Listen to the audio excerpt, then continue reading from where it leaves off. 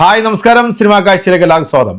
ഏറെ പ്രതീക്ഷയോടെ കാത്തിരുന്ന മമ്മൂക്ക വിനായകൻ കേന്ദ്ര കഥാപാത്രമായിരുന്ന കളങ്കാവൽ സിനിമ നവംബർ 27 തിയേറ്ററിൽ എത്തുമെന്നായിരുന്നു ആദ്യം പ്രഖ്യാപിച്ചത്. എന്നാൽ പോസ്റ്റ് പ്രൊഡക്ഷൻ വർക്കുകൾ തീരാത്തത് കൊണ്ട് സിനിമയുടെ റിലീസിംഗ് ഡേറ്റ് മാറ്റിയിരിക്കുന്നു. സിനിമ പോസ്റ്റ്പോൺ ചെയ്തിരിക്കുകയാണ്.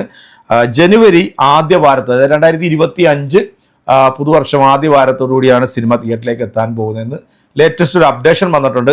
അപ്പോൾ ഈ ഒരു അപ്ഡേഷൻ വന്ന സമയത്ത് എൻ്റെ കമൻറ്റ് ബോക്സിൽ വന്നിട്ട് ഒരുപാട് കമൻറ്റുകൾ വന്നിട്ടുണ്ട്. അങ്ങോട്ട് മെഴുകി മറിഞ്ഞുകൊണ്ടിരിക്കുക. അതായത് ഇപ്പം ഞാൻ ഇന്നലെ നമ്മുടെ പൃഥ്വിരാജിൻ്റെ വിലായത്ത് ബുദ്ധ സിനിമ കണ്ടിട്ട് ഞാൻ എൻ്റെ പേഴ്സണൽ അഭിപ്രായം പറഞ്ഞു. നമുക്കൊരു അഭിപ്രായം പറയാൻ പറ്റാത്ത ഒരു അവസ്ഥയിലേക്കാണ്. കാരണം ഇവരെന്താണോ മനസ്സിൽ കരുതുന്നത് അത് നമ്മൾ പറയണം എന്നാണ് ഇവർ ഉദ്ദേശിക്കുന്നത്. അതിന് നീയൊക്കെ വേറെ ആളെ പോയി നോക്കണം എന്ന് മാത്രമേ എനിക്ക് പറയാനുള്ളൂ. ഒരു സിനിമ കാണുമ്പോൾ എനിക്ക് എന്താണ് തോന്നുന്നത്, എൻ്റെ വ്യൂ പോയിന്റിൽ എന്താണോ തോന്നുന്നത് അത് മാത്രമേ എനിക്ക് പറയാൻ പറ്റത്തുള്ളൂ. സിനിമ അതിനകത്ത് പെർഫോമൻസ് വൈസ് എല്ലാവരും കിട്ടു പെർഫോമൻസ് ആണെന്ന് ഞാൻ പറഞ്ഞിരുന്നു. അതുപോലെ തന്നെ മറയൂരാണ് അതിൻ്റെ ഒരു മെയിൻ ലൊക്കേഷൻ കാണിക്കുന്നത്.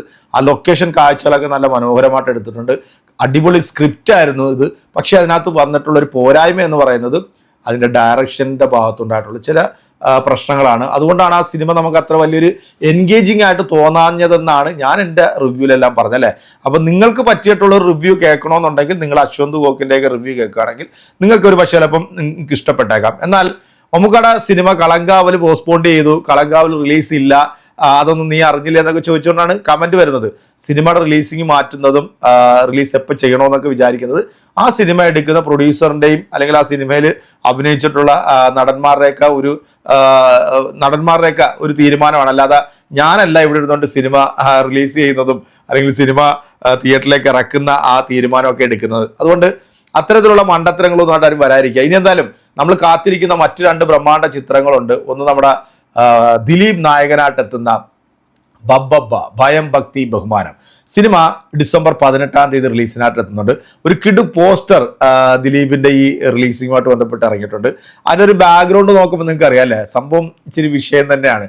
കാരണം നമ്മൾ പഴയ ഒരു ദിലീപ് തിരിച്ചു വരുന്ന ആ ഒരു രീതിയിലാണ് ആ ഒരു പോസ്റ്റർ തന്നെ ക്രിയേറ്റ് ചെയ്തിരിക്കുന്നത്. കുറച്ച് പ്രശ്നങ്ങളായിട്ടുള്ള ഒരു സംഭവമാണ് കാണിക്കുന്നത്. കാരണം നമ്മൾ വിചാരിക്കുന്ന ഒരു നിസ്സാര സിനിമ അല്ല എന്ന് സൂചിപ്പിക്കുന്ന തരത്തിലുള്ള ഒരു പോസ്റ്ററാണ് ഇപ്പം നിങ്ങൾ ഈ കാണുന്നത്. ഇവിടെ കാത്തിരിക്കുന്ന മറ്റൊരു സിനിമ, ഒരു പാൻ ഇന്ത്യൻ സിനിമയാണ് നമ്മുടെ ലാലേട്ടൻ നായകനായിട്ടുന്ന വൃഷം. ഡിസംബർ 25 വേൾഡ് വൈഡ് റിലീസായിട്ട് സിനിമ തിയേറ്ററിലേക്ക് എത്തുന്നുണ്ട്.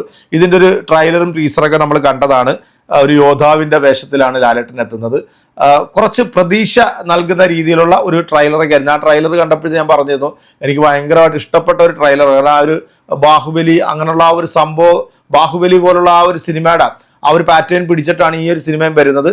എനിക്കൊന്ന് ലാലേട്ടൻ ഡബിൾ റോളിൽ എത്തുന്ന ഒരു സിനിമയാണെന്ന് തോന്നുന്നു. എന്തായാലും നമുക്ക് കാത്തിരിക്കാം, സിനിമ കാണാം. അപ്പോൾ എന്തായാലും ഈ കളങ്കാവൽ റിലീസിൻ്റെ ഡേറ്റ് മാറ്റിയതിൽ വേവലാതിപ്പെടുന്ന പ്രിയപ്പെട്ട പ്രേക്ഷകരോട് എനിക്ക് പറയാനുള്ളത്, ജനുവരി ആദ്യ വാരം കളങ്കാവൽ തിയേറ്ററിലേക്ക് എത്തും. അത് ഒരുപക്ഷെ ചിലപ്പോൾ ഈ കമൻ്റ് ഇട്ട ആൾക്കാരെയൊക്കെ ഞെട്ടിക്കുന്ന തരത്തിലുള്ള ഒരു പെർഫോമൻസും പ്രകടനവും നമ്മുടെ മമ്മൂക്കയുടെ ഈ സിനിമയിൽ നിന്ന് നിങ്ങൾക്ക് കാണാൻ സാധിക്കും. അന്നേരം നിങ്ങളുടെ ഈ കമൻ്റ് ഇട്ട് മെഴുകുന്നവരുടെ ആ ഒരു വിഷമവും സങ്കടവും മാറും എന്നാണ് ഞാൻ പ്രതീക്ഷിക്കുന്നത്.